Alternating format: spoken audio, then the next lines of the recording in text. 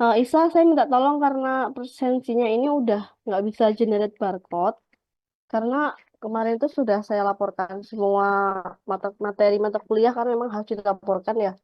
Sehingga terpaksa karena harus pelaporan itu di sistem, jadi barcode-nya ternyata cuma bisa sekali dipakai. Jadi saya tadi generate lagi udah nggak bisa. Jadi nanti untuk hari ini sampai pertemuan ke-15 ya, berarti nanti eh, menggunakan di screenshotkan saja, di screenshotkan pada pertemuan ini gitu.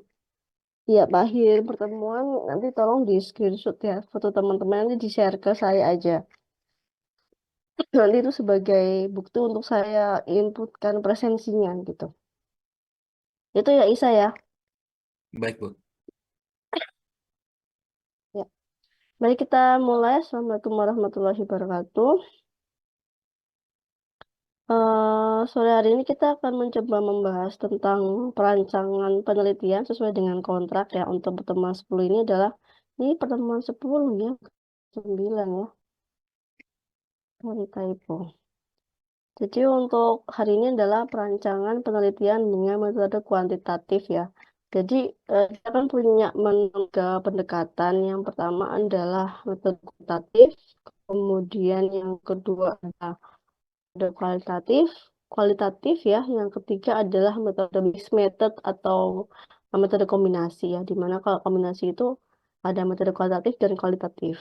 Nah, biasanya untuk kualitatif itu biasanya kebanyakan dipakai oleh orang-orang eksak ya. Kalau eksak itu banyak memakai metode kuantitatif. Nah, kalau TI itu bisa sebenarnya bisa kualitatif tapi cenderung lebih susah untuk kualitatif ya untuk teknik ya. Mungkin kebanyakan TI itu di mixed method ya. Jadi antara kualitatif dan mixed method biasanya seperti itu untuk teknik industri. Nah, metode penilaian kualitatif ini biasanya dia menguji antara dua atau beberapa variabel penting ya untuk menjawab perumusan masalah dan hipotesis melalui survei dan eksperimen. Jadi sebenarnya ada dua pendekatan yang paling dipakai oleh para peneliti yang menggunakan metode penelitian kuantitatif. Yang pertama adalah misalnya survei, yang kedua adalah eksperimen. Jadi kalau eksperimen itu kita mencoba untuk mengkondisikan satu lingkungannya gitu. Tetapi untuk survei biasanya kita mencari tahu dulu nih kondisi existing lingkungannya. Setelah itu kita baru melakukan pemodelan atau melakukan analisis data seperti itu ya. Jadi hari ini mungkin kita akan membahas dua ini, gitu ya, dua pendekatan yaitu survei dan eksperimen yang paling banyak digunakan untuk penelitian kualitatif ya. Jadi maksudnya ini saya ngambil dari bukunya Creswell 2016 ya. Di Creswell itu dijelaskan secara lengkap. Kalau mau baca itu silahkan. Ada bukunya kalau nggak salah bisa download juga ya versi bahasa Inggrisnya. Itu ada di eh, Creswell, John W. Creswell itu ada tentang metode penelitian research design namanya. Jadi tentang metode penelitian baik kualitatif maupun kombinasi. Di penelitian kualitatif ini sebenarnya apa sih yang diteliti gitu ya, apa yang diuji? Nah, yang harus ditekankan bahwa pada penelitian kualitatif ini kita akan menguji variabel dengan rancangan atau data statistik ya. Jadi kita akan menggunakan data statistik atau suatu rancangan dan penyajian ukuran. Kita pasti akan menggunakan satu ukuran tertentu dan observasi untuk menguji suatu teori. Jadi kalau teman-teman melakukan penelitian yang pertama adalah ini sering loss ya. Teori apa yang mau dipakai gitu. Jadi teori itu bukan hanya untuk metode. Jadi teori itu juga untuk membangun kerangka model kalian gitu ya. Itu juga pakai teori. Jadi teorinya siapa? Misalnya saya memakai, saya mau membangun modelan untuk strategi pemasaran. Pemasaran itu tuh teorinya siapa? Ini harus dijelaskan di dalam penelitian kalian. Karena bisa jadi pemasaran itu kan banyak sekali ya teori yang ada sekarang. Saya memakai yang punyanya siapa? Nah, kalau sudah memakai punya si X misalnya, si Michael misalnya itu, ya udah dikunci di situ. Jadi jangan dicampur adukkan gitu ya dengan banyak teori yang lain sehingga tidak jelas gitu. Jadi kalau jadi gaduh-gaduh gitu pembahasannya. Jadi sah-sah saja bagi peneliti adalah dia menggunakan teori tertentu gitu saja, nggak harus menggunakan semua teori. Kalaupun Anda menggunakan kombinasi teori, tekankan bahwa kombinasi ini adalah untuk menguatkan eh, penelitian Anda gitu loh. Jadi bukan malah mencampur adukkan yang akhirnya jadinya nggak jelas penelitiannya. Jadi kalau Anda menggunakan beberapa kombinasi teori, itu dalam rangka untuk menguatkan. Misalnya, saya mau mengukur tentang kualitas ya, kualitas pada industri sepatu gitu ya. Kualitas itu kan maknanya banyak. Nah, kalian tuh menggunakan kualitas itu apa? Itu dari teorinya siapa gitu loh. Jadi dari situ aja. Jadi untuk S1 tuh satu itu kalian perdalam. Jadi mending itu lingkupnya kecil tapi dalam gitu daripada Anda menggunakan banyak teori tapi gelamblang semua gitu. Nggak jelas intinya apa gitu. Karena nggak mungkin penelitian S1 itu akan sempurna dengan waktu kalian yang hanya 6 bulan sudah sama proposal, penelitian, dan laporan gitu. Penelitian yang eh, yang yang benar-benar apa rigid ya, benar-benar eh, itu tuh nggak mungkin sebentar. Jadi membutuhkan waktu, text time. Jadi kalau penelitian S1 itu juga kita mempertimbangkan waktu gitu loh. Jadi waktu kalian tuh nggak banyak sehingga pilihlah teori yang memang mending lingkupnya tuh kecil tapi mendalam dan gapnya itu jelas gitu. Jadi sederhana namun gapnya jelas. Ketika kita runutkan gapnya jelas, metode yang ditawarkan solusinya jelas, rumusan masalahnya jelas. Nah, itu malah menjadi poin plus dalam suatu proposal penelitian. Jadi nggak ngambang, nggak umum. Jadi jangan terlalu general. Karena ketika kalian terlalu general, itu sulit untuk dinilai. Dan nggak mungkin penelitian S1 itu akan, kecuali kalau kalian mau ngabisin waktu 3-4 tahun seperti S3 atau doktoral ya. Tapi penelitian S1 itu kan hanya 6 bulan. Jadi pastikan bahwa eh yang pasti kalian harus menggunakan teori di situ apa gitu ya, satu teori atau dua teori. Dan kemudian eh, eh, metode untuk pengukurannya seperti apa, kemudian pengujiannya seperti apa, dan bagaimana outputnya apa. Jadi harus dilihat di situ. Nah, kemudian di dalam metode penelitian kuantitatif ini tetap akan dilakukan yang namanya validitas dan reliabilitas. Jadi akan ada yang namanya uji-uji validasi dan reliabilitas ya. Jadi kalau validasi itu diuji untuk mengukur bahwa instrumen kita itu beneran valid ya. Kalau misalnya reliabilitas itu kita mengukur bahwa instrumen penelitian yang kita pakai itu handal. Artinya kalau handal mau dipakai di berbagai iterasi itu tetap hasilnya akan sesuai gitu lah. Jadi nggak ada penyimpangan gitu loh. Hasilnya kalau kita hipotesis kita harusnya jadi X, dia tidak ada outlier. Jadi dia handal untuk dikasih input apapun gitu. Kemudian pemakaian instrumen-instrumen penelitian ini juga perlu ya diamati bahwa kadang-kala kita asal bikin draft survei gitu ya, asal bikin eksperimen. Itu juga eksperimen itu juga ada dasar. Jadi teori itu pertama adalah digunakan untuk membangun kerangka penelitian kalian. Apa yang kerangka itu adalah konsep ya. Konsepnya itu apa sih? Misalnya konsepnya adalah saya mau mengukur kualitas di industri sepatu. Kemudian saya mau cek kualitasnya, saya mau pilih kualitas yang paling jeleknya apa. Kemudian dari situ saya akan membuat satu improvement dengan membuat satu prosedurnya itu. Teori itu dipakai untuk menguatkan konsep yang kalian bangun. Kemudian kalian pakai teori lagi yang kalian gunakan untuk membangun metode atau pendekatan. Jadi misalnya saya memakai teorinya di Mac. Di Mac itu teorinya siapa? Misalnya saya mau memakai Six Sigma. Six Sigma itu teorinya siapa? Jadi kita akan membangun berapa, misalnya kalau cacat itu ada teori tentang cacat produk ya, itu teorinya siapa, itu harus kalian masukkan. Kemudian setelah itu selesai, kalian masukkan lagi pendekatannya pakai teorinya siapa. Jadi itu yang harus selalu ada. Kadang-kadang maksudnya itu asal jeplak-jeplak aja. Kemudian saya menemukan misalnya Laras Hati gitu ya 2019. Tapi di dalamnya itu isinya tentang rumus-rumusan EOKI misalnya, mohon maaf. Terus habis itu rumusan tentang Six Sigma itu kan bukan metode yang sekarang aja. Itu udah dari dulu loh gitu loh. Jadi apa salahnya sih kalian tuh nyari buku aslinya gitu. Nyari sumbernya.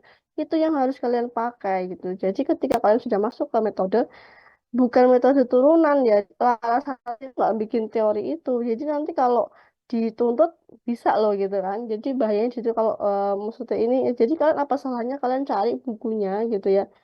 Jimatnya siapa misalnya gitu. Jadi itu yang kalian maksud. Jadi kalian harus membuat kutipan yang sesuai dengan apa yang kalian tulis gitu loh. Rasanya karena saya suka aneh kenapa kalian menggunakan gado-gado gitu loh, jurnal-jurnal yang aneh-aneh dijadikan sebagai landasan teori padahal itu udah jelas nih secara keteian.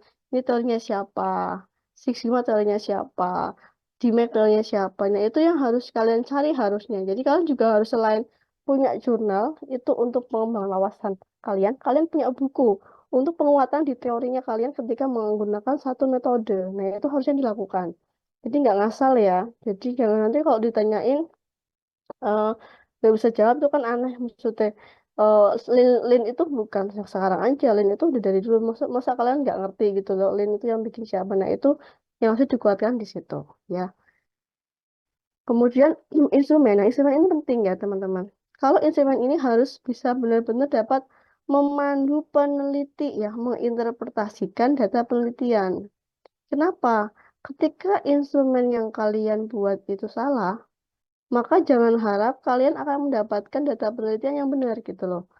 Jadi di sini hati-hati. Kadang kita tuh nggak mengukur validasi instrumennya langsung dipakai gitu lah. Ya tentu aja kalau jangan salah kalau nanti hasil dari penelitiannya itu banyak yang outlier misalnya gitu ya. Oh datanya kok nggak bisa diolah Bu misalnya gitu. Datanya kok aneh. Nah, harusnya dia kurva normal kok dia nggak normal gitu ya. Jadi hati-hati. Jadi makanya nanti sesuai dengan dosen kalian ya. Pertama harus lakukan validasi dulu terhadap instrumennya. Ketika instrumennya ini benar bisa dipakai valid, baru kalian lakukan yang namanya penelitian yang true eksperimental. Ada yang namanya pre-eksperimental, ada yang true ya. Ada yang true. Jadi kalau pre itu kita cek dulu. Misalnya kalau pakai alat lab, dikalibrasi dulu. Kemudian kan preliminary studi ya, studi pendahuluan. Jadi pakai uji coba dulu gitu ya. Setelah itu dinyatakan oke, alatnya oke, kalibrasi oke. Kalau software ya kalian uji bahwa softwarenya itu bisa digunakan, oke semuanya. Baru kalian apa namanya lakukan ambil data kemudian baru dianalisis kembali. Jadi seperti itu ya cara membuat jadi penelitian itu nggak sia-sia gitu sudah ngabisin banyak waktu banyak tenaga banyak uang tapi penelitiannya itu tidak bisa diolah. Nah itu kan sayang sekali. Jadi jangan terpantau harus buru-buru tetapi tekankan bahwa kalian juga punya tanggung jawab moral ketika apa yang kalian tulis nanti dipublis ya dipublikasikan. Kan nanti kan akan punya satu publikasi nih untuk sarjana ini kan kalian punya punya publikasi. Nah, itu harus dipertanggungjawabkan. Dan kalau misalkan itu terdapat plagiarisme, itu kita ini loh, bisa aja kita yang di plagiarisme dia nggak terima itu kita bisa dituntut. Jadi yakinkan bahwa apa yang kita kerjakan itu sungguh-sungguh memang untuk membuat satu karya gitu ya. Yang ini sebagai walaupun ini sebagai syarat lulus S1 gitu loh. Jadi itulah, jadi belajar untuk membuat satu karya yang rapih gitu ya, yang rapih. Oke. Kemudian rancangan survei atau biasanya kita eh, apa katakan sebagai survei desain ini adalah mendefinisikan penelitian yang terkait dengan kuantitatif berupa angka atau juga perilaku opini dari suatu populasi dengan meneliti sampel populasi ya. Jadi memang mengapa kita butuh survei?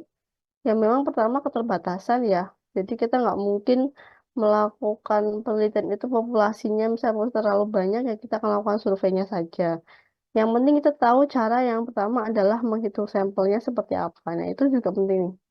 Jadi sampelnya itu hitungnya berapa? Misalnya populasi 1.000, kira-kira sampelnya berapa gitu ya. Itu ada uji kecukupan sampel namanya. Uji kecukupan sampel. Jadi berapa nih? Misalnya variabelnya 3, berarti kalau saya mau ngukur 3 variabel, kemudian sampel saya 1.000, nah ini nanti ada tuh cara ujinya. Jadi kalian bisa cari, dipelajari cara menguji kecukupan sampel. Jadi sudah diteliti bagaimana cara mencari sampel gitu loh, berapa banyak sampelnya. Kemudian samplingnya mau seperti apa? Apakah mau acak, ataukah stratified sampling, ataukah simple random, dan seterusnya itu juga harus dicari lagi, dipelajari begitu ya. Jadi rancangan survei ini itu nggak apa ya, nggak main-main lah, nggak tebak-tebakan gitu. Rancangan ini benar-benar ada dasarnya. Karena selalu tanyakan mengapa kok sampelnya 30, mengapa kok sampelnya 100 misalnya gitu. Itu ada dasarnya. Jadi how to create something itu based on studi gitu loh. Jadi ada hasil ilmiahnya. Karena kan penelitian kita kan juga ilmiah ya. Jadi itu yang kadang terlupakan ya. Jadi nggak asal panas ini kan, tapi memang sudah ada dasarnya. Kemudian yang berikutnya adalah langkah pada metode survei. Di langkah metode survei itu yang pertama adalah kalian harus Anda harus mengidentifikasi tujuan dari penelitian survei. Tujuan dari sini ya, jadi tujuan itu harus dibawa terus ketika ada penelitian, rumusan masalah, research question-nya, sama riset objektifnya itu harus selalu diingat terus. Jadi ketika kalian sudah mulai bingung, misalnya mahasiswa kan suka bingung di tengah-tengah nih, ya balik lagi gitu, research questionnya apa, balik lagi tujuan penelitiannya itu apa gitu loh. Apakah yang saya lakukan ini sesuai dengan tujuan penelitian saya, apakah yang survei yang saya lakukan ini mendukung tujuan penelitian saya, ini harus selalu diingat terus ya. Setiap Anda apa masuk ke tingkatan-tingkatan fase untuk mengerjakan skripsi, ini harus selalu diingat tujuan penelitiannya apa. Nah, kenapa? Karena hal ini digunakan untuk mengeneralisasi populasi dari beberapa sampel sehingga dapat dibuat kesimpulan. Sorry ya, ini banyak tipe sekali. Dapat digunakan untuk mengeneralisasi kesimpulan atau dugaan sementara tentang karakteristik perilaku atau sikap di populasi tersebut. Jadi kalau kita sudah tahu tujuannya apa, jadi kita pengen, jadi kadang gini, kadang kita itu ketemu dengan sampel yang kayaknya ini nggak sesuai deh sama tujuan saya. Misalnya gini, saya mau mengukur preferensi terhadap mobil listrik ya. Terus kok sampel saya ini rata-rata mobil listriknya kok seragam homogen. Misalnya hanya wuling saja. Akhirnya kan itu nggak sesuai dengan tujuan penelitian. Tujuan penelitian kita kan mobil listrik ya. Maksudnya yang semua dari semua CC yang besar, yang kapasitas besar, bukan yang kapasitas untuk ekonomi seperti wuling misalnya gitu ya.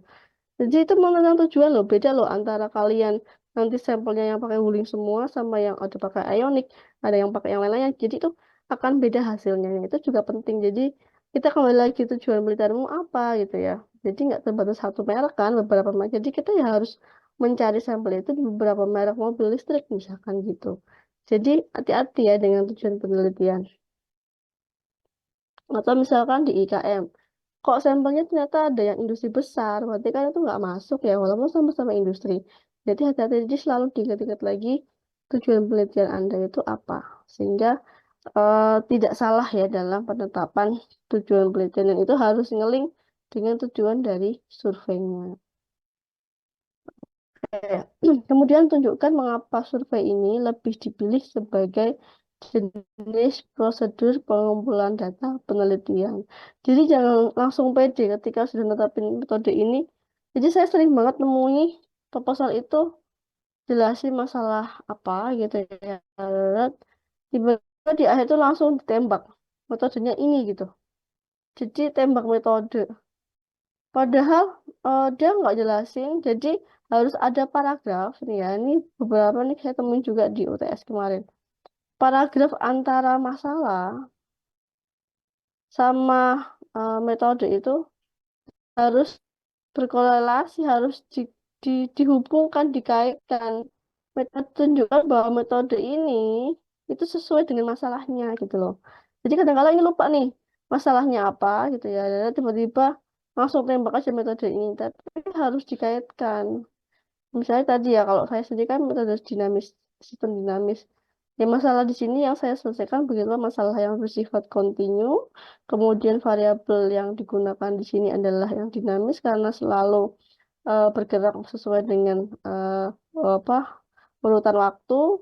Kemudian yang berikutnya adalah variabel yang saya gunakan ini cukup kompleks sehingga metode yang harus digunakan yaitu pendekatan dinamika sistem yang mampu melakukan pemodelan pada variabel yang bersifat dinamis. Gitu loh. Jadi itu ada statement yang menyatakan bahwa antara masalah Anda nih, masalah penelitian sama metode itu tuh match gitu loh. Kadang-kadang masalahnya apa jelasin di sini, tiba-tiba langsung ditembak aja metodenya ini seolah semua itu bisa digunakan metode yang sama gitu. Nah, itu tuh yang hati-hati. Jadi sebelum masuk ke metode, misalnya di paragraf latar belakang itu kan saya kalian jelasin ya, penelitian ini adalah mengukur tingkat catat dengan metode apa gitu ya, atau dengan pendekatan lah kalau metode nggak pede. Nah itu harus ada tuh statement atau kalimat yang menghubungkan antara masalah ini dengan metode ini. Jadi kecocokannya di mana, mengapa alasan menggunakan metode itu apa. Nah itu harus tulis di situ. Karena kalau nggak ditulis di situ, makanya kalimatnya itu nggak koheren. Nah, nggak koheren itu artinya nggak sangkut menyangkut gitu loh, nggak kait mengait. Nah itu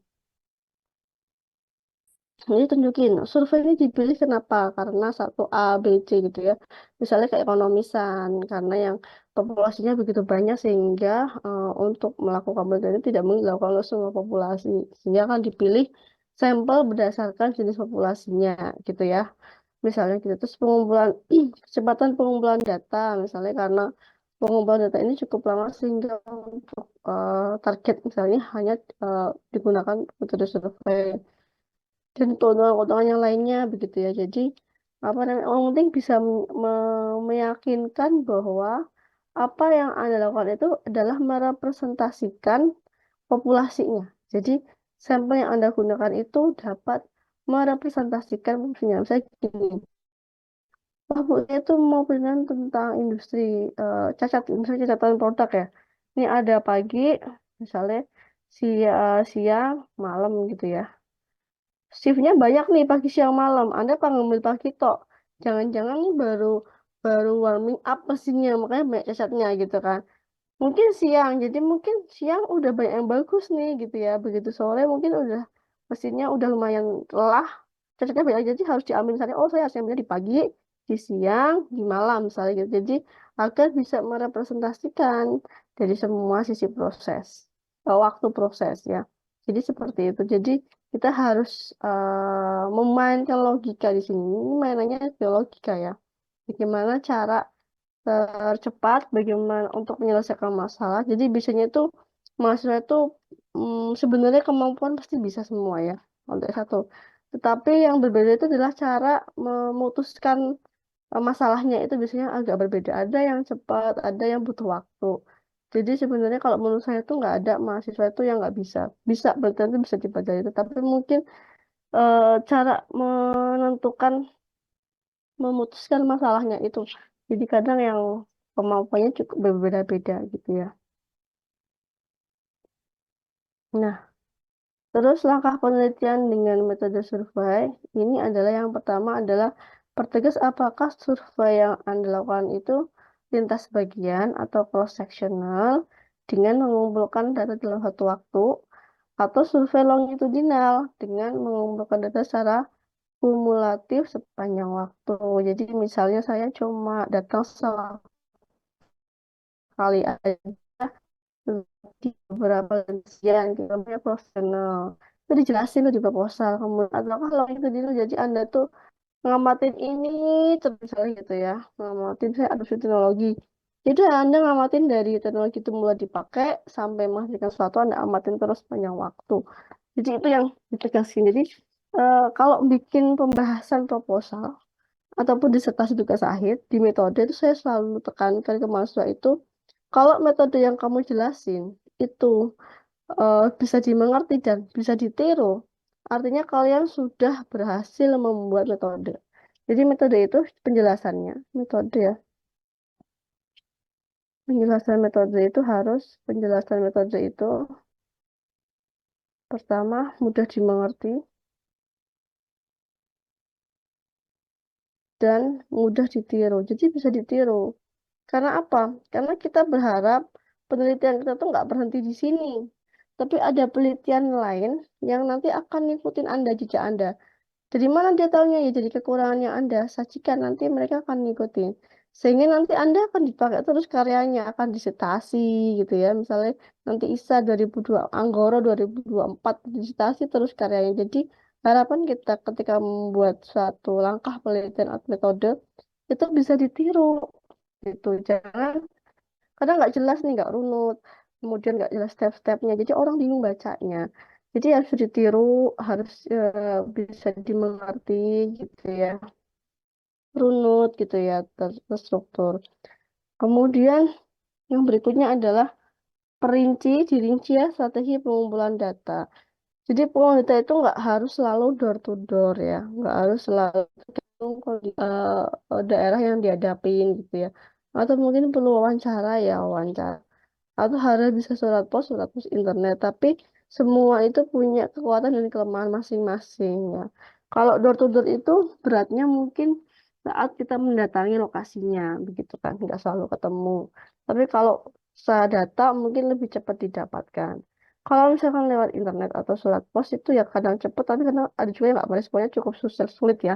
Jadi ya itu plus minus ya, tergantung bagaimana Anda menyikapinya ya. Ternyata saya kayaknya butuh langsung ketemu atau saya cukup dengan internet saja, dengan WA, dengan kirim DM ya. Tapi itu nanti harus ada dibuktikan ya. Maksudnya semua itu disimpan hasil wawancara, kemudian hasil pengiriman by email, pos itu harus disimpan semua nanti sebagai logbook penelitian gitu ya. Nah, ini adalah checklist pertanyaan dalam rancang metode survei. Yang pertama misalnya apakah tujuan rancangan survei sudah dijelaskan, sudah jelas. Terus yang berikutnya di dalam surveinya ya harusnya ketika rancang survei itu misalnya bikinnya kuesioner gitu ya. Sudah dijelaskan di situ tujuan penelitian ini apa. Rancangan survei ini tuh untuk mendapatkan apa gitu. Jadi sehingga nanti si responden itu dia akan cenderung fokuskan di yang memang dinilai gitu loh. Misalnya saya ingin menilai tentang eh, referensi untuk pembelian tiket kereta api gitu ya. Jadi nanti yang dinilai ya kenyamanannya, harganya, dia akan fokus ke situ.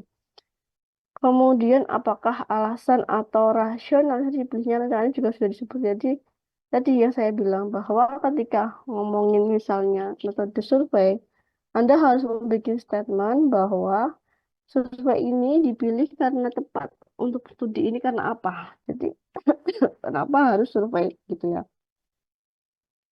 Kemudian survei apa? Apakah cross sectional, apakah longitudinal, kemudian populasi, biasanya populasi diketahui apa tidak. Nah, kalau diketahui lebih enak lagi kita bikin sampelnya. Kalau enggak, berarti kita ya bisa pakai uji ke depan yang pakai tabel set itu ya, metode set. Kemudian apakah populasi sudah distratifikasi? Hanya sampling, jika iya, bagaimana gitu ya. Kemudian berapa banyak orang yang akan dijadikan sampel? Dasarnya apa? Nah, itu tadi ya. Jadi cara menghitung sampelnya itu pakai pakai metodenya siapa, teorinya siapa. Kemudian instrumen apa yang akan digunakan dalam survei? Siapa yang buat instrumen itu? Jadi instrumennya apa? Misalnya kalau kalian masih ada pembimbing, maka pembimbingnya juga harus ngecek gitu ya. Anggap aja sebagai pakar dia yang mengecek instrumen survei Anda. Terus kemudian konten apa saja yang di dalam survei, skalanya ya, prosedur survei apa yang dilakukan terlebih dahulu di lapangan, kemudian seberapa lama catatan waktu menyusun mulai dan bila perlu kita tuh udah datang duluan tuh ngecek si instrumen survei ini udah oke belum, kalau udah oke baru dipakai. Kalau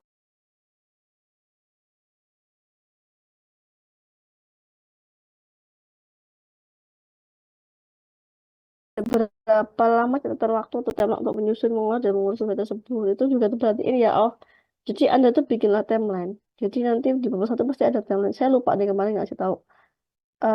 Bab satu pasti ada template ya. Ini misalnya template-nya Andi, sorry.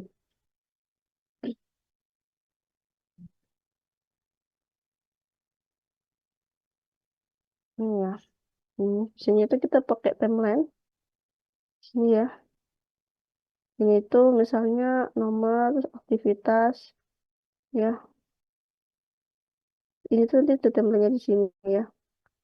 Per mingguan, per bulan. Jadi Anda harus apa buat ya timeline penelitian Anda tuh sampai selesai sampai akhir sampai sidang.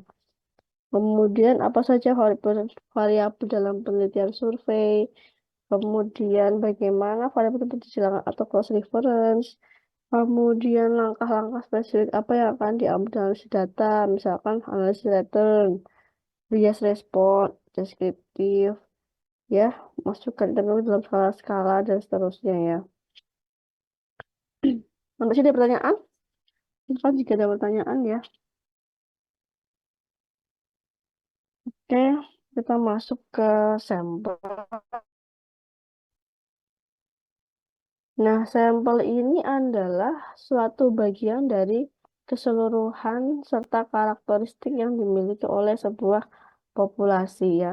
Jadi sebagai populasi yang dapat dijangkau yang memiliki sifat yang sama dengan populasi yang diambil. Dan populasi itu sebuah organisme, sedangkan sampel adalah organ sampel yang bagian terpisahkan dari populasi ya. Dan sampel itu harus mewakili karakteristik dari keseluruhan populasi. Nah, itu jika jenis populasinya banyak ya mungkin harus diwakili per jenisnya itu dan seterusnya. Kemudian sampel, nah sampel kriteria sampel itu ada dua. Yang pertama adalah kriteria ini. Yang kedua adalah kriteria eksekusi ya. Jadi inklusi itu maksudnya yang masuk dalam target ya. Kalau eksklusi itu malah yang dihilangin. Jadi saya nggak mau dapat variabel ini gitu. Jadi kita tuh yang kita antipati itu eksklusi, tapi yang inklusi itu yang diharapkan ya. Jadi kriteria inklusi misalnya karakteristik umum subjek penelitian dari populasi target yang terjangkau yang akan diteliti. Kriteria eksklusi misalkan menghilangkan atau mengeluarkan subjek yang memiliki kriteria inklusi dan jelas seperti yang tadi eksklusi itu karena ini nggak bisa dijadiin sampel karena apa gitu. Jadi misalnya kondisinya tidak memungkinkan, misal gitu ya, dan seterusnya. Oke. Nah, pertimbangan kita dalam menentukan kriteria eksklusi itu pertama adalah misalkan, oh kita nggak bisa melakukan survei ini karena ada subjek yang membatalkan kesediaan menjadi responden. Atau subjeknya berhalangan data tidak berada di tempat ketika pengumuman data dilakukan. Itu bisa menjadi eksklusi maupun apa itu. Nah, ini aspek penting tentang populasi dan sampel. Jadi, identifikasi populasi dalam penelitian ya, jelaskan populasi yang potensial dan populasi dan perjalanan populasinya berapa ya. Kemudian perjelas, diperjelas juga apakah prosedur sampling untuk populasi menggunakan satu tahap atau multi tahap. Jadi tahapnya berapa ya? Bisa tahap berarti mengabarkan bahwa eh, prosedur tersebut sudah mempunyai ya sudah kita sudah tidak di apa namanya tidak mengumpulkan semua daftar elemen, tetapi sudah mempunyai nama-nama populasi. Kalau multi tahap berarti kita akan apa melakukan sampling begitu ya. Dan karena kita nggak mungkin melakukan semua, mengukur semua populasinya. Kemudian pemilihan individu, misalkan ini adalah acak atau non acak begitu ya. Nah, itu juga perlu dijelaskan.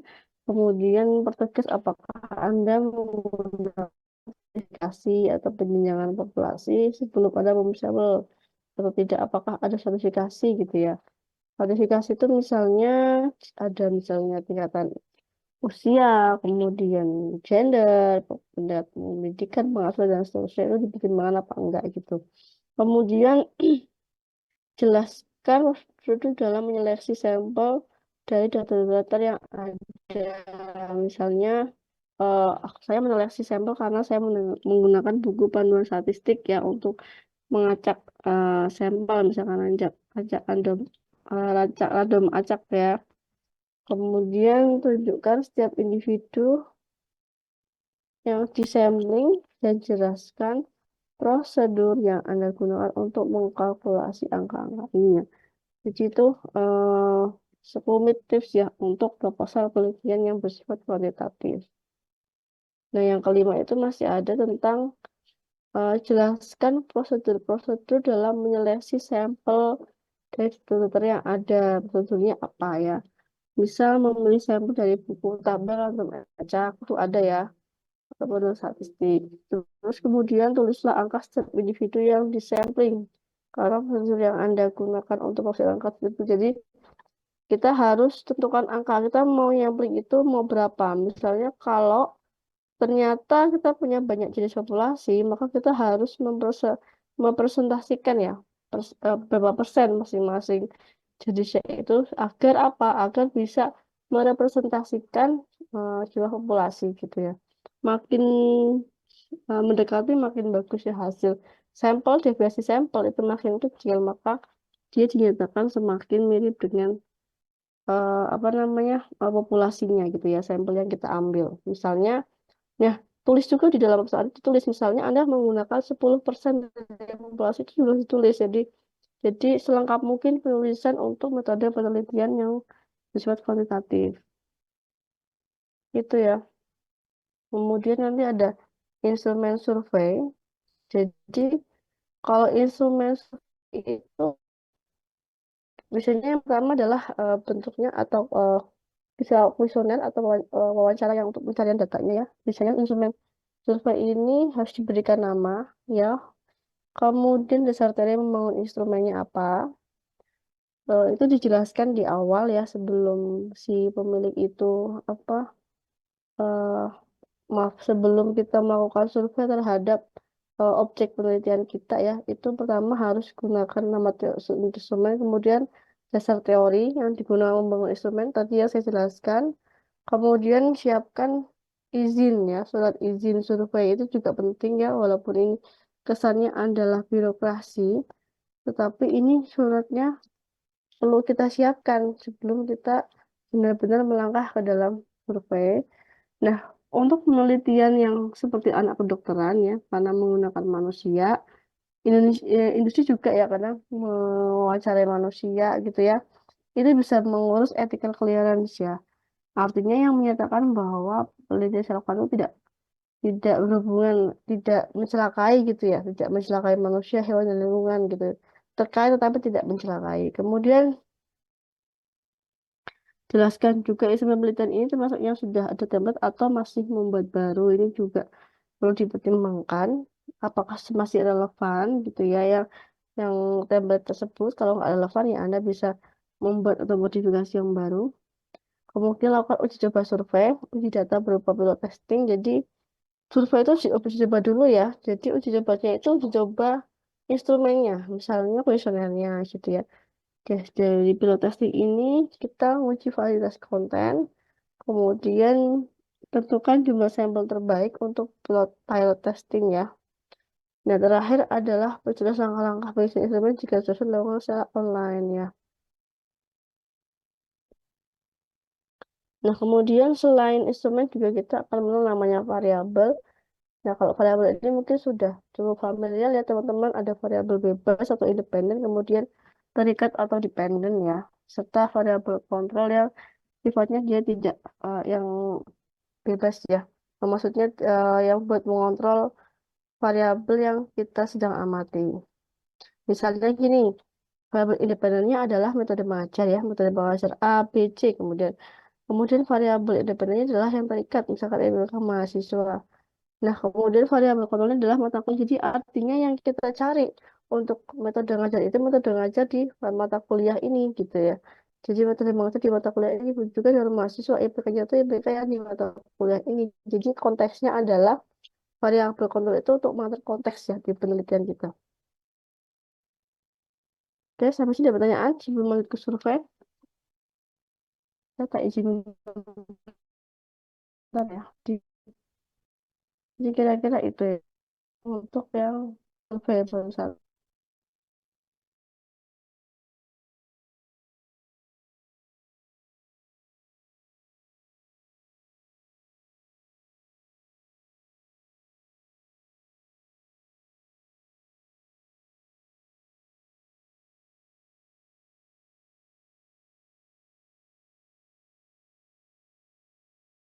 Kita lanjut ya.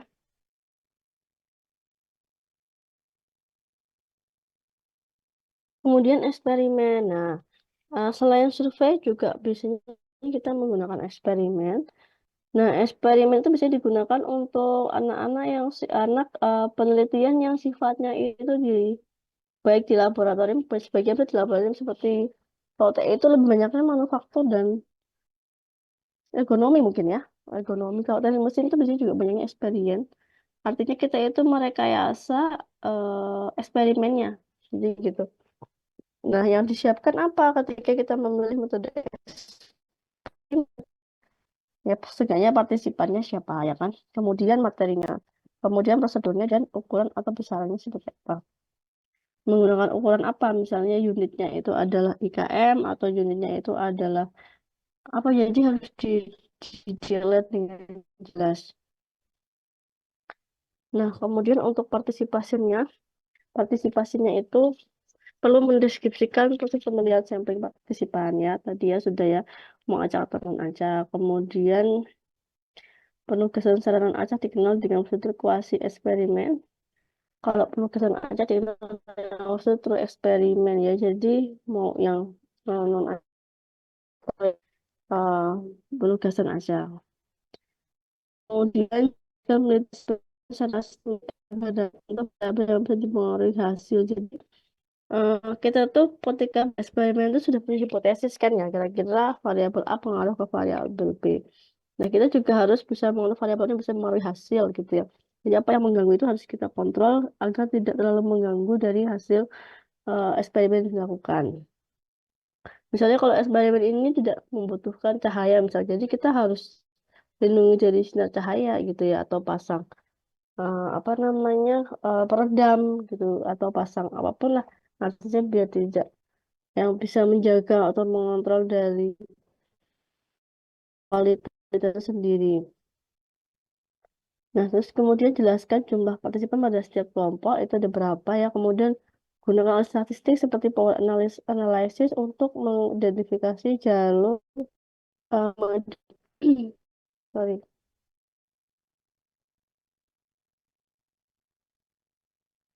Nah, di sini.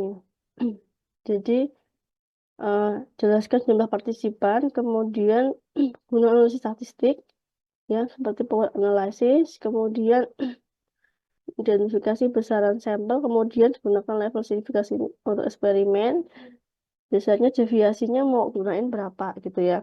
Ketika kita ngomongin eksperimen, misalnya kita eksperimen ini akan menggunakan standar deviasi misalkan 5% atau 10%, itu yang kalian tentukan sendiri ya.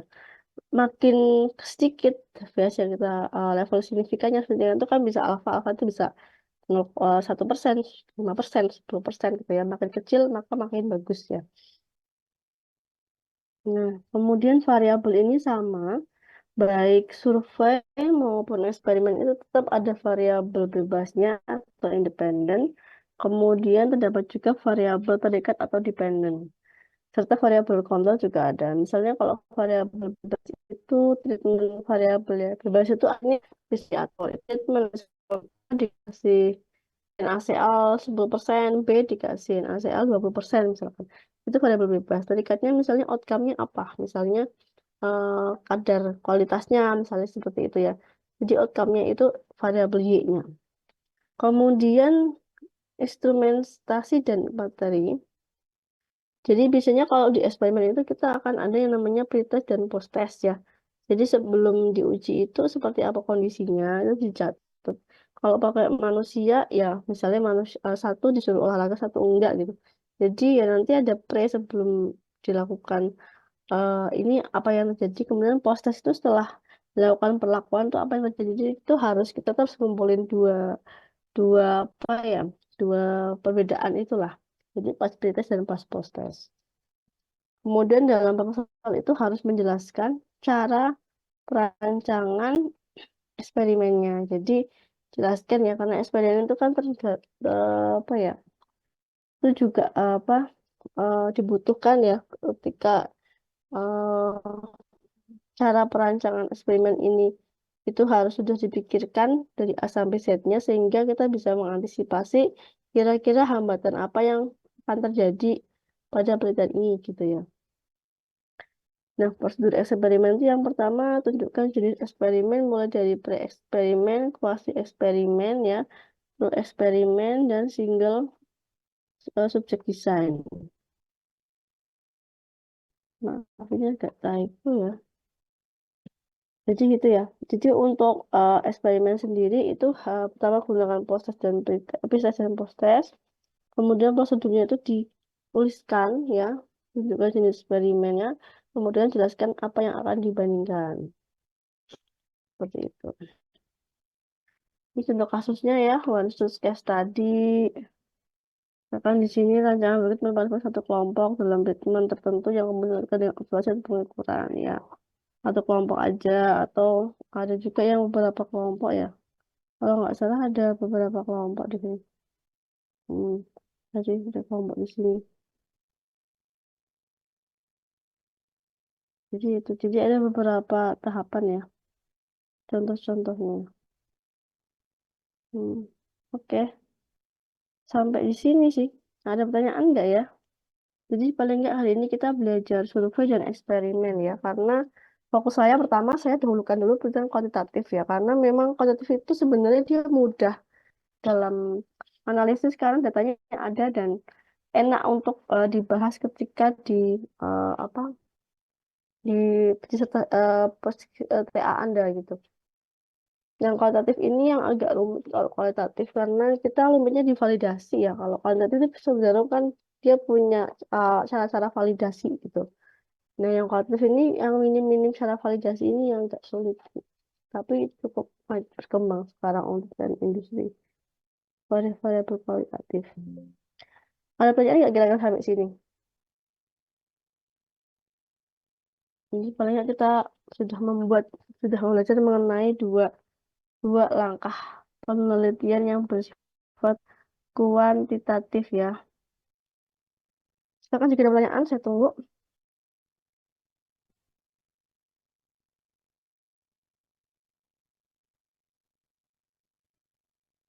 Halo, halo, halo, halo, halo, halo.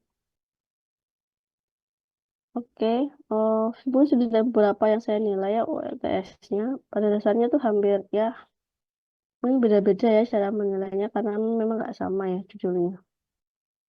Nah, saya itu punya metode baru untuk pelajar Medpen, jadi agar saya juga bisa memantau rekan-rekan semua ya. Jadi saya harapkan setiap minggu itu ada yang presentasi walaupun cuma 5 menit.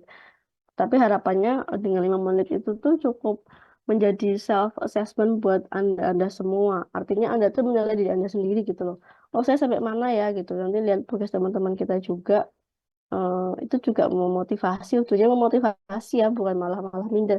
Tapi memotivasi eh, baik yang ada yang kurang nanti bisa lebih cepat lagi gitu ya. Yang udah cepat bisa segera diselesaikan gitu proposalnya. Kemudian mungkin juga bisa menemukan di awal kesulitan apa yang dihadapi gitu. Karena kan penelitian itu tuh nggak mudah ya, nggak langsung ketemu. Biasanya memang susah itu di awal ya. Menemukan sesuatu itu susah. Kalau sudah sampai metode biasanya lebih gampang ya sampai ini. Tapi kalau di bab 1, 2 itu biasanya lebih susah menggalinya, meyakinkannya, menguatkannya bahwa penelitian ini tuh layak untuk menjadi tugas akhir. Nah, itu juga lumayan challenging ya.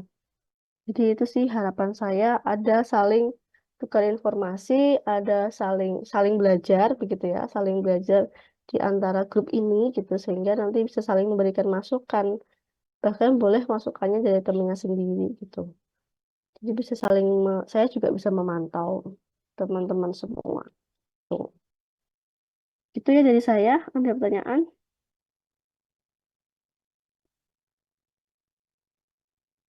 Hmm, ini ada sesi bahasa Indonesianya ya, jadi bisa dibaca di sini. Oke, kayaknya nggak ada ya. Oke, kalau nggak ada mungkin nanti saya share aja di Google Google ini ya, Google Classroom untuk belajar, juga untuk mungkin masukan membuat bab 3-nya. Mungkin kita bisa langsung lanjutkan aja dengan presentasi masing-masing ya. Coba saya cek dulu, saya agak lupa siapa saja ya kemarin. Hmm,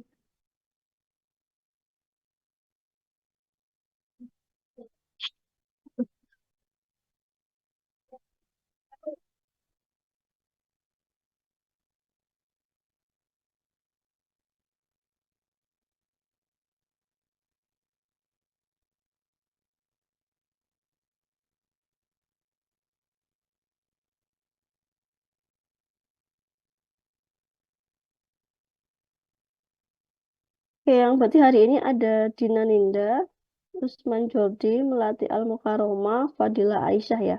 Silahkan, mungkin Dina Ninda sudah membuat 5 slide aja ya Dina, 5 slide aja. Baik, Bu. Izin share Silakan screen ya, Bu. presentasi. Ha. Sudah bisa banget, sudah saya tak cek dulu. Persiapan Usman Jordi ya, untuk saya menilai juga deh kekurangannya apa aja.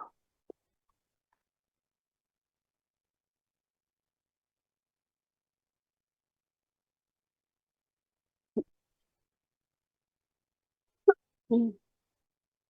Apakah sudah terlihat, Ibu? Nah, ya Mbak, sudah terlihat, silakan. Bismillahirrahmanirrahim. Sebelumnya, Assalamualaikum warahmatullahi wabarakatuh. Waalaikumsalam warahmatullahi wabarakatuh.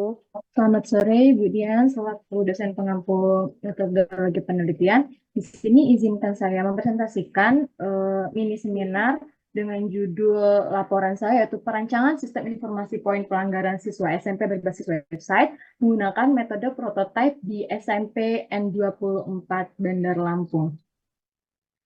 Di sini eh, pendahuluan yang pertama yaitu eh, karena pentingnya faktor pendidikan sebagai pembentuk karakter bangsa memberikan saya pengarahan bahwa pendidikan itu harus dimaksimalkan dalam sistem pendidikannya. Namun, sistem pendidikan tersebut setelah saya menganalisis tidak merata, Bu, fasilitasnya. Ada gap antara fasilitas yang ada di kota dan ada yang di desa.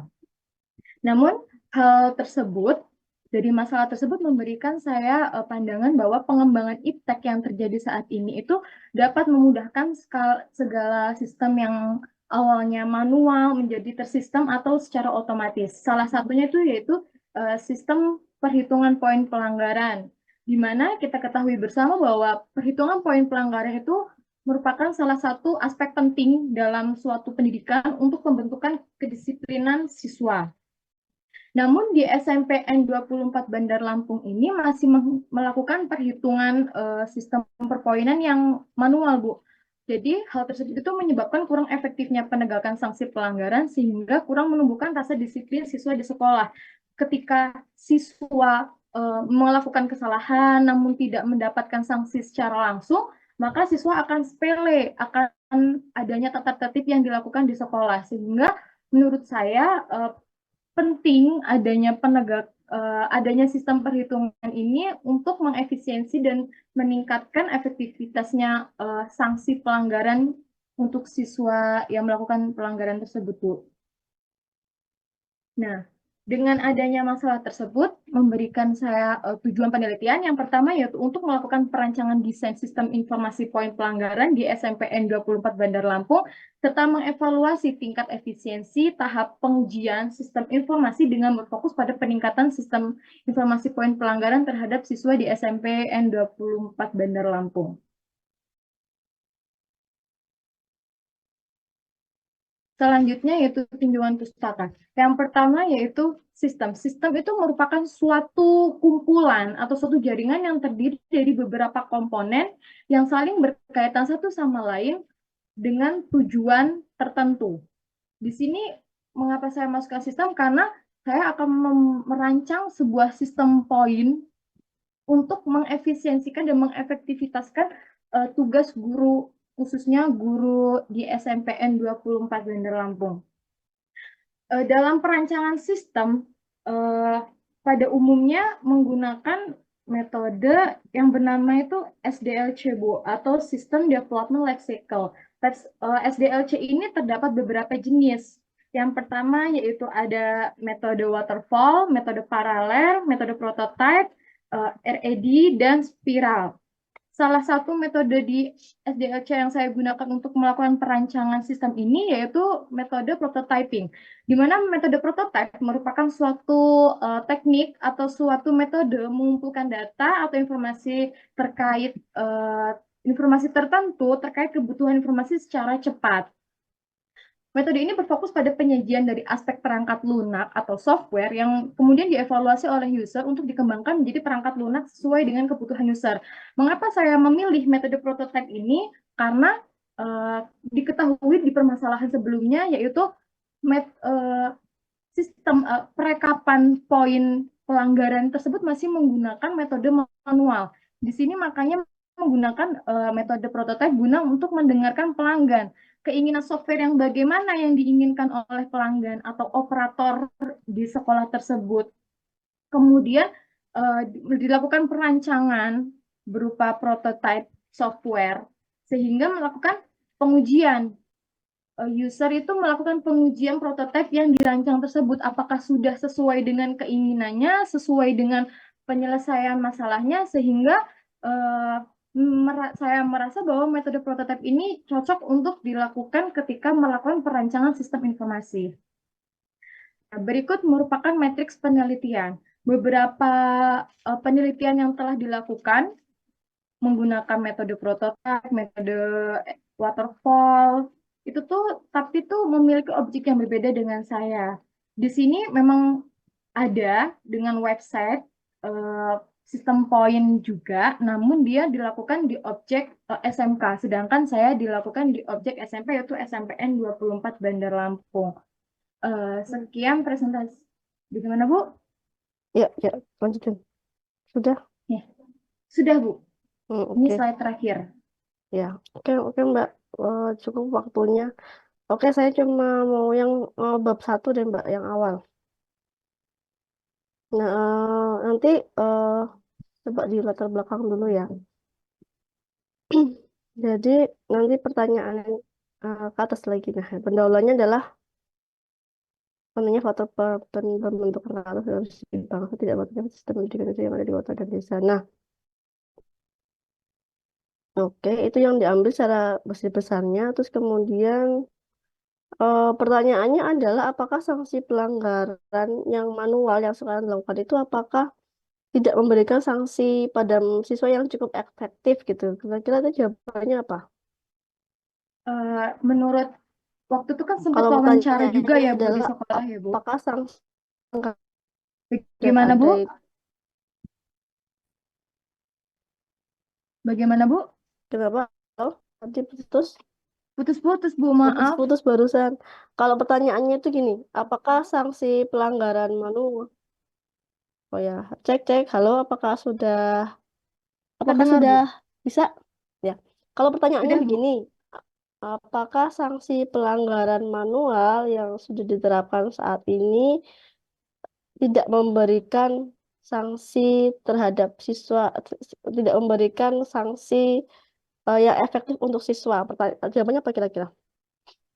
Izin menjawab ya Bu. Sebelumnya kan Mm-mm. saya sudah melakukan observasi dengan wawancara gitu ya Bu ya. Mm-mm. Nah, di SMP tersebut kan masih manual ya Bu, masih sistem tulis di buku gitu kan. Mm-mm. Nah, eh, dengan wawancara tersebut, wawancara kemarin tuh katanya tuh kurang maksimal Bu. Jadi semisal si A, kan kalau semisal sistem poin itu kan semisal sudah mencapai 20 poin itu mendapatkan mendapatkan sanksi satu berupa semisal membersihkan lapangan atau bagaimana gitu ya Bu. Nah, Mm. jika jika melakukan perekapan secara manual itu tuh kurang maksimal Bu.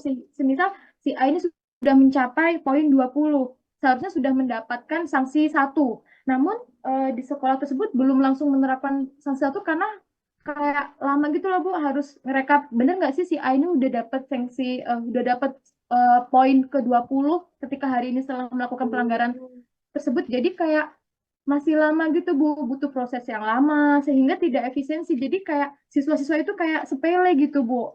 Eh Mm. Ya udahlah kalau semisal besok ngelakuin ini lagi, toh juga kemarin kayaknya aku udah ngelakuin sekitar 20 poin tapi belum dapat sanksi gitu. Jadi maka di sini saya highlight itu kurangnya menumbuhkan rasa disiplin Bu. Jadi mereka sepele akan Mm. tata tertib yang diterapkan di sekolah Bu. Jadi menurut saya penting adanya sistem ini yaitu biar sanksi penegakan itu langsung tegak gitu loh Bu. Jadi kalau ketika sudah sampai 20 konsekuensinya sekian langsung dapat konsekuensi gitu Bu. Berarti ini kali Mbak, mungkin harusnya tuh di highlight juga masalah transparansi gitu kali ya. Maksudnya kecepatan dalam eh, penyampaian informasi ke siswanya kali ya. Jadi kayak display nggak sih? Itu bisa jadi kayak display ke siswa juga nggak sih? Nah, Siswanya juga tahu bahwa dia udah sampai sekian sudah waktunya dia akan dihukum ini gitu. Kalau catatan manual kan siswanya nggak tahu ya, maksudnya nggak ngerti atau gimana? iya Atau Bu, kayak atau sebenarnya yang tahu itu tuh gurunya dulu, siswanya belum tahu, tapi gurunya tuh tahu harus ngapainnya, lebih memudahkan pekerjaan gurunya atau gimana? iya Mungkin. sebenarnya lebih memudahkan pekerjaan gurunya juga, sama kayak biar efisiensi gitu, gitu juga Bu. Kalau saya melihatnya kok kayak penyimpanan data ya, maksudnya kayak datanya itu jadi lebih rapi gitu nggak sih Iya, tersimpannya? betul Bu. Jadi itu Memudahkan untuk penyimpanan data, betul. jadi datanya lebih tersimpan rapi, terus lebih pasti gitu untuk karena Betul, kan sistem itu kan dia cenderung akan melakukan sesuatu hal yang sesuai perintah ya. Jadi dia pasti udah langsung mereminder, oh ini udah harus dihukum ini misalnya gitu, dia iya langsung Bu. kelihatan. Mungkin itu kali Mbak untuk data storage. Kita ngomongnya itu di masalah ilmiahnya ya. Maksudnya itu masalahnya kan oke ya kita ambil itu, tapi kita hubungkan dengan ilmiah itu mungkin data storage di sekolah tersebut gitu mengalami permasalahan sehingga nanti susah untuk dipanggil, susah untuk di recall gitu loh ketika Betul. nah, itu harus ditampilkan di situ Mbak di dalam latar belakang menurut saya. Tapi ya monggo. Jadi nanti tidak ada pertanyaan itu. Gitu Baik. kali ya Mbak Dina. Ya. Kemudian masalah SDLC dan prototype. Tadi kan dibelinya yang prototype ya. Iya Bu. Nah, nah itu alasannya apa tadi? Alasannya karena metode prototipe itu tuh lebih mendengarkan user gitu loh Bu. Jadi kayak misal operatornya tuh nanti saya lebih diskusi sama operator gitu Bu. Operator itu tuh pengennya tuh bagaimana? Kan ada Bu sistem yang sistem poin yang setelah saya baca jurnal gitu ya Bu, belum bisa Hmm, langsung diakses ke wali murid, belum bisa hmm, hmm. nyimpen data prestasi. Jadi saya tuh menggunakan metode prototipe ini supaya lebih memudahkan operator di sekolah bagaimana sih keinginan sistem sistem poin yang dibutuhkan di sekolah ini, apakah memang orang tua harus tahu tingkah laku anak di sekolah atau bagaimana. Jadi lebih menggunakan prototipe karena metode prototipe itu siklusnya itu mendengarkan pelanggan, membangun atau memperbaiki prototipe dengan pelanggan melakukan uji coba terhadap prototipe tersebut, Bu. Jadi saya akan diskusi terhadap dengan operator gitu, Bu. Operator Hmm. di sekolah. Sebenarnya kalau SDLC pun juga mendengarkan pelanggan, tetapi kalau SDLC kan mendengarkannya kan di awal aja, sama habis itu Iya, langsung presentasikan di akhir. Nah itu harus di, di highlight bahwa kenapa kan terus ruang lingkup juga. Jadi ruang lingkup yang dikerjakan ini kan kalau SDLC kan dia besar banget, apa kecil banget gitu kan masalahnya. Nah kalau si prototipe ini bisa kecil sampai sedang gitu bisa apa ya bisa semuanya kecil sedang besar jadi mungkin di situ di highlight juga bahwa pertama dalam perancangan ini tuh meminimalkan terjadinya kesalahan sehingga harus menggunakan prototipe karena akan membuat iterasi-iterasi dalam apa ya iterasi-iterasi dalam perancangan sistemnya. Nah, di mana iterasi itu kan membutuhkan mendengarkan kebutuhan dari usernya gitu loh Mbak. Kalau di SDL itu nggak bisa bolak-balik harus sekali sepakat, dah selesai habis itu dikerjakan, setelah selesai baru presentasi gitu. Kalau prototipe itu nggak dikit-dikit per part, bahkan nanti mungkin ada yang nambah lagi dikit atau harus dikurangi. Nah itu lebih fleksibel dari segi ya. flexibility itu prototipe lebih. Jadi harusnya itu dia di apa di iniin dari kontekstual. Jadi kontekstual itu gimana ya? Mbak harus mengkombinasikan antara intisari prototipe dengan kasusnya Mbak gitu loh. Jadi itu aja sih. Baik, Bu. Ya, menurut saya itu ya. Jadi kasus yang diambil ini tuh apa namanya kecil sampai sedang lingkupnya. Kemudian kebutuhan ya fleksibilitas untuk perancangan sistem itu sendiri. Itu. Baik, Terus Bu. kemudian langsung mulai dari sistem informasi sih kalau menurut saya jangan sistem aja tapi sistem informasi itu apa.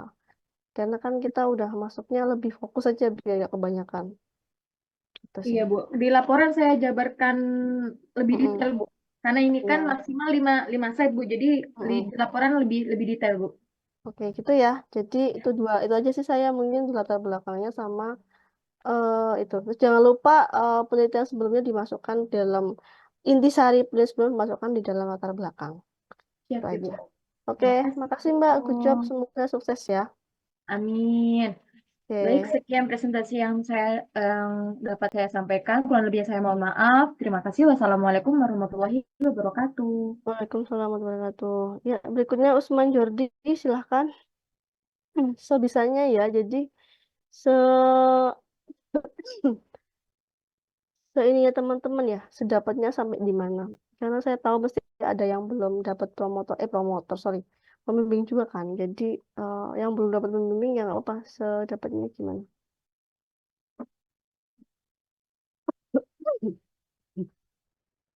Mohon izin Bu, Iya, silakan Usman. yang Oke, penelitian yang saya kumpulin waktu metrit itu ada beberapa perubahan Bu. Saya nampilin yang udah dirubah apa yang masih terus Bu. yang mau berubah ya nanti di-upload lagi aja. Saya sekarang bikinkan ini lagi untuk pengumpulan lagi. Nah, itu karena kerjain yang sudah dirubah. Tapi ini kan kebetulan besok ada seminar juga proposal, PPT untuk seminar proposal ya. Tanya kok, boleh, silakan.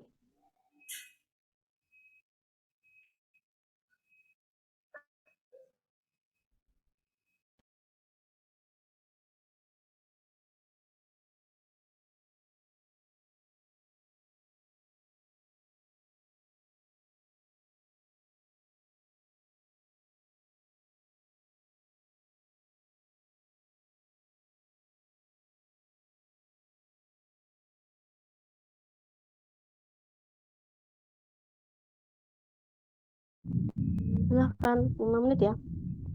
Baik Bu. Assalamualaikum warahmatullahi wabarakatuh.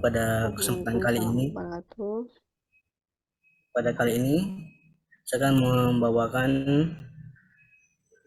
sebuah proposal yang berjudul rencana penelitian saya yang berjudul pengembangan model metaheuristik forward and reverse supply chain network untuk pasokan bahan layanan medis dengan pertimbangan risiko biologis pada akreditasi dan operasional. Penelitiannya dilatar belakangi dengan peningkatan dari permintaan bahan layanan medis serta hal tersebut mengakibatkan peningkatan dari medis yang dihasilkan.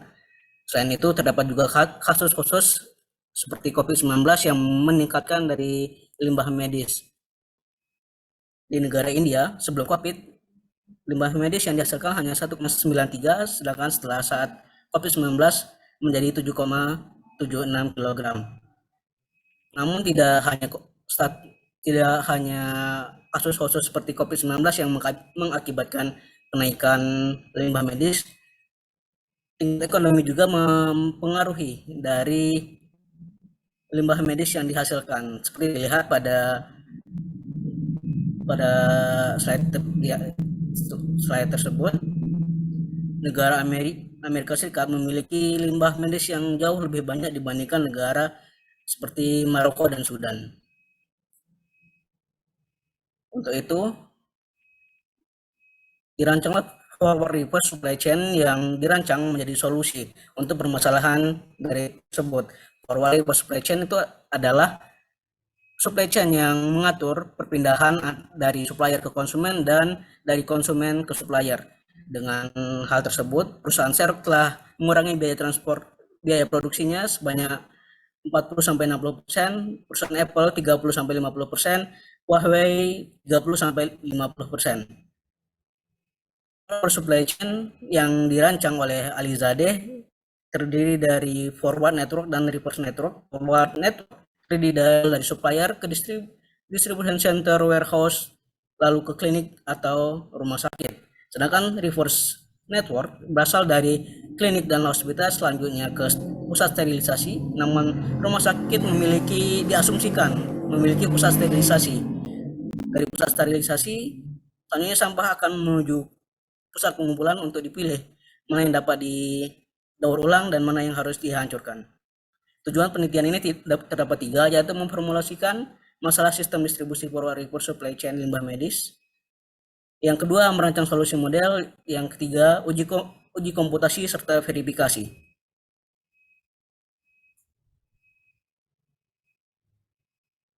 Berikut adalah penelitian-penelitian terdahulu yang pernah dilakukan.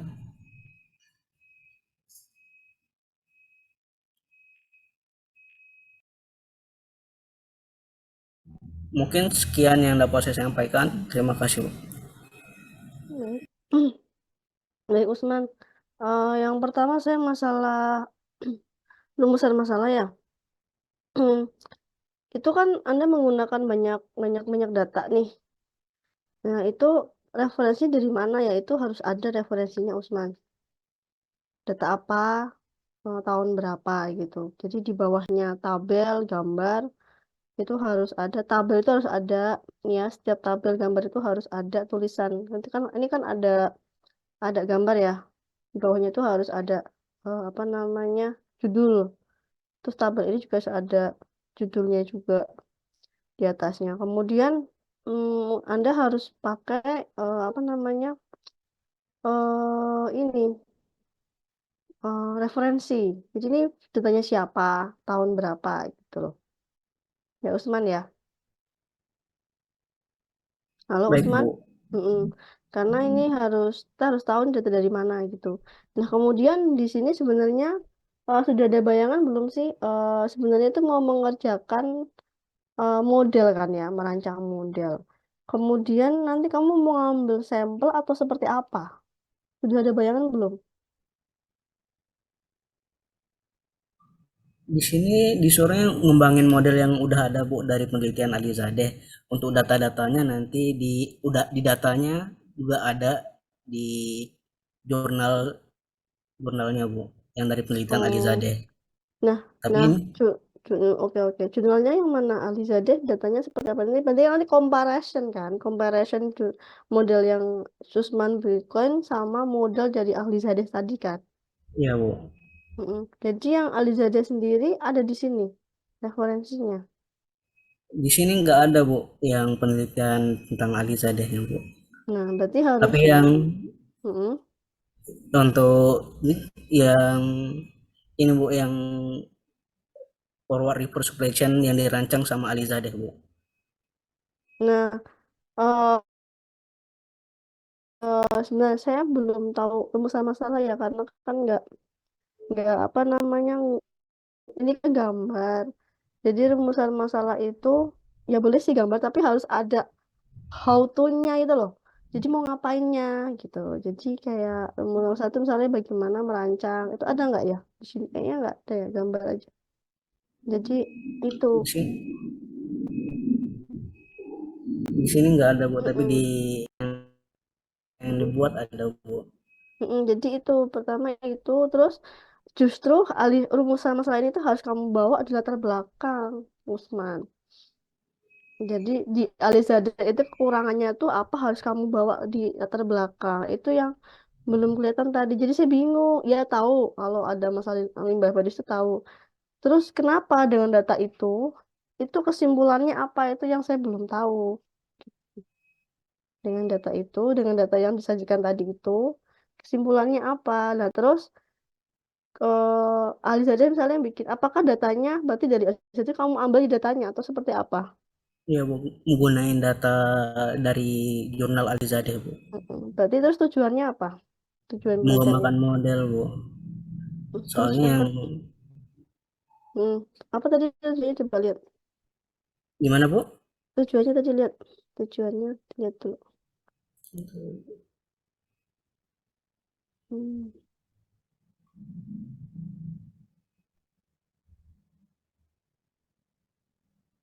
Nah, kenapa tidak ada kata mengembangkan model ya? Nggak ada kata mengembangkan model di sini, merancang model malahan. Itu yang saya bingung deh. Soalnya kalau kalau dari hasil itu berarti Usman harus ada komparasi, uji komparasinya. Itu nanti hasilnya. Yang Usman kerjakan modelnya dibandingkan dengan modelnya Alizadeh, misalnya nanti lebih ini yang mana gitu. Jadi itu sih. Jadi tadi saya yang di pendalam itu saya tadi belum mudeng dengan data yang tadi itu ada. Kemudian apa gitu loh. Insight-nya data itu tuh apa itu tadi belum belum bicara gitu loh Usman. Menurut saya ya. Ini pertanyaannya bisa jawab nggak kira-kira? Jadi dari data yang tadi kira-kira insight-nya apa dari data itu yang tadi nggak ketangkep Usman. Ya, Bu. Itu kayak cuman ada permasalahan yang harus diselesaikan, permasalahan utamanya limbah medis. Nah itu terus berikutnya yang saya baru tahu ternyata Alizadeh mau membangun metode Alizadeh. Jadi Alizadeh itu kekurangannya apa tuh dibahas di situ justru. Jadi jadi gini kalau Usman tuh seolah-olah itu ini kalau pandangan saya ya ada masalah nih. Bener masalahnya adalah limbah medis makin banyak segala macam gitu ya sehingga harus ada reverse supply chain-nya.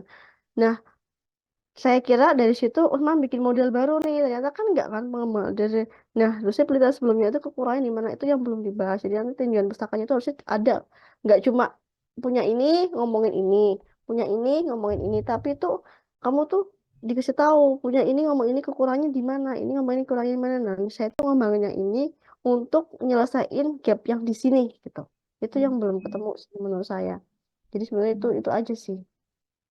Mm-mm. Di TA yang dibuat itu yang kekurangan penelitian terdahulunya dimuat di rumusan masalah, Bu. Kalau kekurangannya itu yang di Alizadeh buat tuh nggak mempertimbangkan ketidakpastian, sedangkan yang saya buat nanti bakal mempertimbangkan ketidakpastian. Betul Ketidakpastiannya betul. Rumusan masalah gini loh, Usman. Rumusan masalah itu diangkat di latar belakang. Jadi rumusan masalah itu isinya cuma misalnya bagaimana mau ini research question namanya ya. Tapi pembahasan sebelum rumusan masalah itu tuh sudah dibahas di latar belakang. Jadi pembaca itu digiring ya, digiring buat paham rumusan masalah kamu. Nah, di rumusan masalah itu nanti menegaskan bahwa rumusan masalah saya tuh ini loh, gitu. Jadi itu sebenarnya baik. itu sih. Jadi latar belakang tadi tuh kayak cuma ngasih nemplok-nemplok data-data tok, ada masalah di sini, kemudian ini nggak digiring, jadi digiring. Jadi kamu tuh udah harus ngegiring pembaca itu di latar belakang tuh digiring tuh di situ. Jadi ketika ada masalah itu kayak udah men-statement bahwa masalahnya tuh ada di sini gitu. Itu sebenarnya. Jadi nggak terpisah latar belakang itu tidak bagian sendiri dan masalah-masalah sendiri gitu. Nggak sebenarnya mereka saling terkait. Tapi masalah-masalah itu kayak sudah memberikan satu statement gitu loh satu statement yang akhirnya tuh goalnya di sini gitu jadi nggak panjang sama sebenarnya harusnya nggak panjang karena dia sudah satu satu dua tiga kalimat tuh udah selesai tiga empat kalimat udah selesai harusnya menurut saya itu ya. Baik, Bu. Oke Usman sukses ya. Amin. Saya akhiri presentasi ini. Wassalamualaikum warahmatullahi wabarakatuh. Waalaikumsalam warahmatullahi wabarakatuh. Selanjutnya siapa ya? Saya Bu. Ya silahkan melatih Izin share screen ya Bu. ya.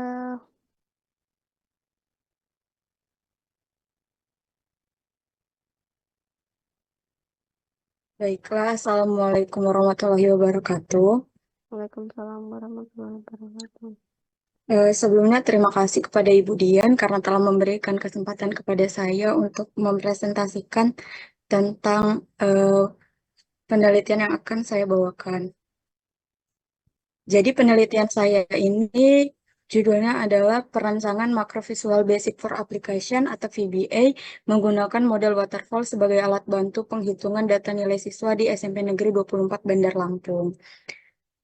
Latar belakang saya mengambil judul tersebut karena saat ini pengembangan teknologi informasi itu sangat pesat dan juga memudahkan pekerjaan dalam semua bidang dan itu tidak terkecuali dalam bidang pendidikan. Salah satu stakeholder yang memiliki peran penting dalam dunia pendidikan ini adalah guru, yang mana guru sendiri bukan hanya bertugas mengajar, ataupun membimbing, melainkan juga melakukan proses penilaian yang memang saat ini masih menjadi tolak ukur keberhasilan seorang siswa dalam menjalankan pendidikannya. Oleh karena itu, proses penilaian ini penting untuk dilakukan. Tetapi terkadang proses penilaian ini masih mengalami beberapa kesalahan dalam penghitungannya dikarenakan masih dilakukan secara manual. Oleh karena itu, saya melakukan penelitian untuk merancang sistem informasi yang dapat digunakan untuk melakukan pengolahan nilai supaya pengolahannya dapat dilakukan lebih efisien lagi. Tujuan saya di sini ada sedikit perubahan, Bu, dari laporan yang saya kumpulkan. Tujuan saya yang pertama itu melakukan analisis tingkat efisiensi perhitungan nilai siswa. Yang kedua akan merancang makrovisual basic for application untuk penghitungan dengan penelitian yang akan saya lakukan. Yang pertama itu adalah sistem informasi, yang mana sistem informasi ini merupakan sebuah infrastruktur yang diciptakan atau dikembangkan dengan mencakup beberapa komponen yang mendukung kegiatan suatu organisasi untuk menyediakan informasi atau laporan kepada pihak tertentu. Yang mana di dalam penelitian yang akan saya lakukan, informasi yang akan dilaporkan ini ialah berupa nilai yang akan diberikan kepada siswa dan juga akan diinput datanya ke dalam sebuah sistem nantinya. Kemudian model waterfall ini merupakan model pengembangan yang akan saya lakukan, di mana model waterfall ini merupakan model pengembangan perangkat lunak yang menyerupai aliran air terjun. Di dalam model waterfall ini terdapat 5 tahapan yang harus dilaksanakan, yang mana pertama itu adalah melakukan analisis kebutuhan, kemudian desain sistem, implementasi, dan juga pengujian dan pemeliharaan. Kemudian makro VBA ini merupakan aplikasi program yang dibuat atau digunakan dengan membuatnya itu di Microsoft Windows, lebih tepatnya itu pada Microsoft Excel.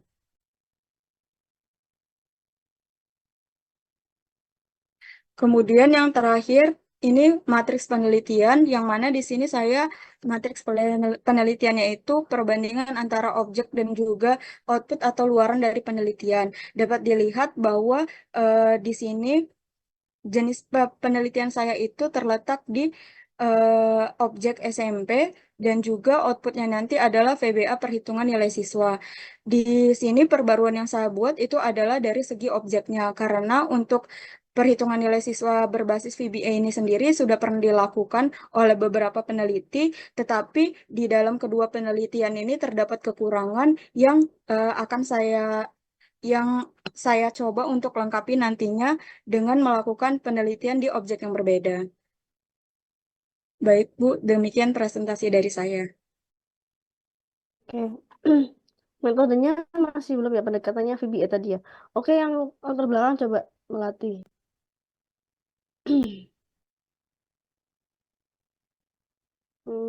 Jadi untuk latar belakang ini adalah memudahkan pekerjaan ya sebenarnya ya. Iya, Bu. Oke, masuk akal sih, maksudnya masuk akal. Kemudian yang berikutnya ini ya cara membuat latar belakang kalau bisa itu di poin-poin saja. Ya melatih karena ini kan PowerPoint, terus gak tambahkan gambar-gambar sedikit apa gitu yang terkait dengan penilaian gitu. Menurut saya sih agak lebih menarik gitu ya. Jadi Baik. ini kan bukan Microsoft dokumen, jadi ini PowerPoint itu harapannya poin-poinnya saja. Terus kemudian untuk landasan teori sih sudah cukup make sense ya. Jadi landasan teori itu harus sistem informasi, metode waterfall. Terus yang dimodelkan di dalamnya apa saja ya? Itu dapat dari mana? Eh, yang di yang di yang dipakai sebagai inputnya itu Maksudnya di setiap tahapnya ya, Bu? itu masukin juga. Misalnya kamu kan pakai variabel apa aja di penilaian itu harus masuk ke landasan teori ya. Jadi nggak cuma metodenya, tetapi harus juga. Jadi gini, bikin landasan teori itu satu, lihat judulnya. Judulmu tuh apa? Itu harus apa ya ibaratnya di satu-satu diliatin gitu. Misalnya saya ngomongin proses penilaian, ya nanti kamu harus bahas tentang penilaiannya itu yang dimaksud penilaian itu seperti apa. Teori mana yang kamu pakai untuk mendukung studi kamu yang ini gitu. Terus yang kedua, ini masih kurang ya. Penilaian yang kedua adalah variabel apa yang dipakai sama melatih di penelitian ini. Nah, baru setelah itu baru masuk ke ini udah masuk ya waterfall dan micro VBA gitu sih. Kurang dua deh. Kurang masalah penilaiannya itu seperti apa maksudnya. Yang kedua adalah variabel yang digunakan. Menurut saya sih itu sih di Renaissance Theory. Itu ya Baik, Bu. melatih. Terus untuk yang terakhir tuh tadi matris tuh agak lumayan menarik. Nah, nah ini udah lumayan ya, maksudnya udah tahu lah. Eh, lumayan kelihatan ada ya ya kalau kita ngomongin penelitian ini mesti gak ada habisnya, tapi setidaknya bab bab dua itu adalah bab yang nggak akan pernah habis. Tetapi paling nggak kita sudah berusaha memetakan gitu dengan kemampuan yang kita miliki gitu ya. Jadi ya ini sudah berapa nih? 1, 2, 3, 4, 5, 6, 7, 8, 9, 10. Ya lumayan lah ada 10 sampai. Ya kalau bisa 5 lagi tambah oke lah. Jadi gitu aja ya melatih. Jadi tadi di penulisan teorinya masih kurang. Kemudian nanti cara penyajiannya harus yang menarik mungkin di latar belakang gitu ya. Ya, Oke, dari baik, saya Bu. cukup sih. Good luck ya. Ya, terima kasih banyak ya, Bu. Iya, sama-sama. Ya, yang terakhir ya. Silakan. Baik, Bu. Izin sharing, Bu. Silakan Fadila.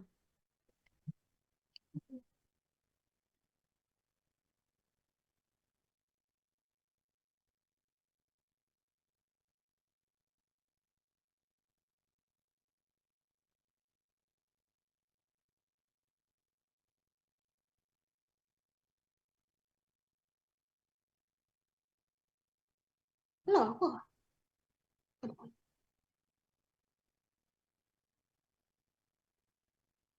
Apakah sudah terlihat, Bu? Ya, sudah silakan. Bisa gedein lagi nggak Fadila? Gedein lagi ininya.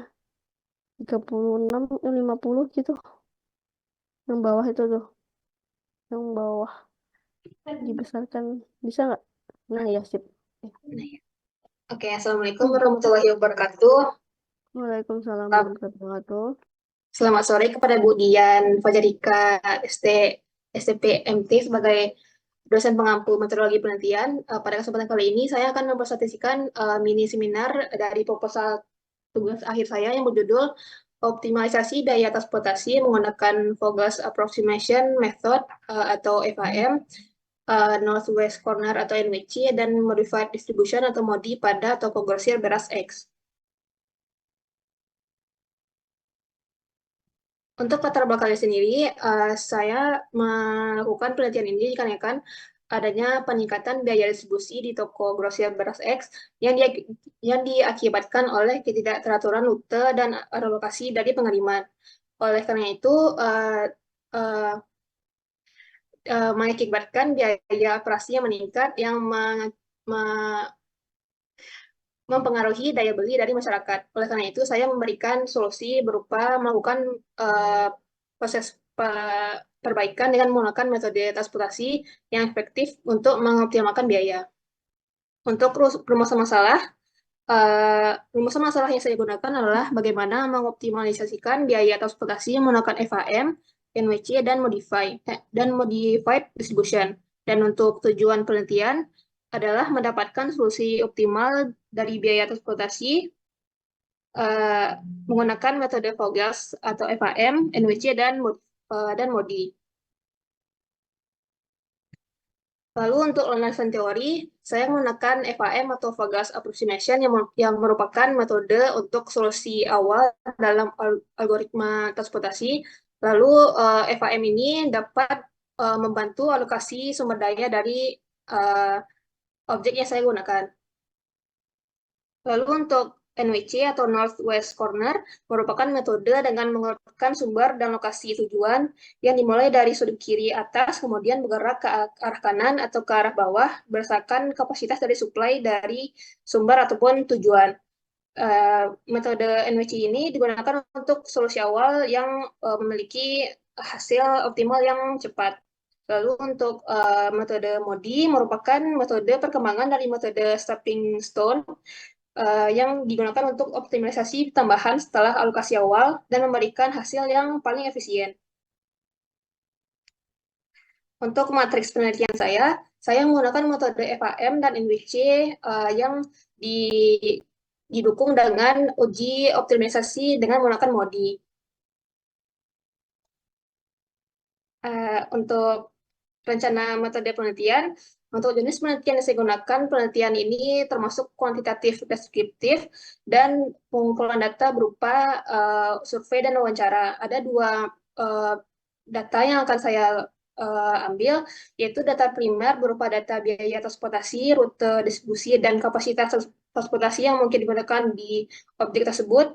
Lalu untuk data sekunder, yaitu didapat dari jurnal atau buku dan penelitian terdahulu. Lalu untuk analisis data, saya menggunakan software Microsoft Excel sebagai pendukung dari penghitungan data tersebut. Lalu untuk metode FAM dan MWC digunakan untuk mencari solusi awal, dan MODI yang digunakan untuk uji optimalisasi untuk mencapai solusi biaya transportasi yang lebih minimum. Baik, terima kasih. Sekian presentasi saya. Mbak Fadila, kita coba ke latar belakang ya.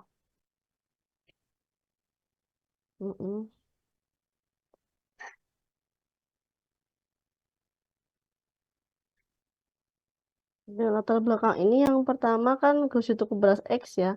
Kemudian yang berikutnya kalau dari pengamatan saya adalah latar belakang itu belum ada kutipan ya. Harusnya ada kutipan yang dihubungkan dengan alasan ilmiah. Jadi kalau misalnya tidak ada keteraturan rute itu apa yang akan terjadi? Nah, itu nanti Mbak cari jurnal atau apapun yang terkait dengan itu yang misalnya nih barangkali kalau nggak keteraturan itu biayanya lebih mahal, misalnya seperti itu ya.